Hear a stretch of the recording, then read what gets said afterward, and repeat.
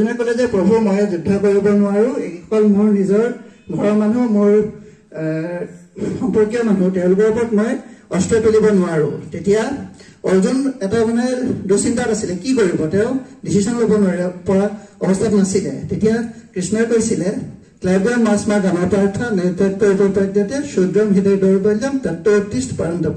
হে পিতাপুত্ৰ অৰ্জুন, এয়া তোমাৰ হৃদয়ৰ দুৰ্বলতা, যাৰ কাৰণে তুমি নিৰ্ণয় ল'ব পৰা নাই। আৰু এতিয়া তুমি হৃদয়ৰ দুৰ্বলতা ত্যাগ কৰি নিৰ্ণয় লোৱা, আৰু বৰ্তমান তোমাৰ কৰ্তব্য হৈছে যুদ্ধ কৰাটো। এতিয়া আমাৰ কৰ্তব্য কি? অধ্যয়ন কৰা, হয়নে নহয়? গতিকে আমি আমাৰ সকলো অজুহাত, সকলো হৃদয়ৰ যিমান দুৰ্বলতা আছে তাক ত্যাগ কৰি আমি অধ্যয়ন কৰিব লাগিব।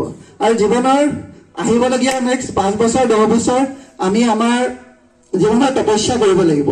সেই তপস্যাৰ পৰা আমি যি পাম, সেই তপস্যা আমাক ইয়াৰ পাছৰ পৰ্যায়ত 7 বছৰ বা 10 বছৰ আমাৰ যি তপস্যা হ'ব,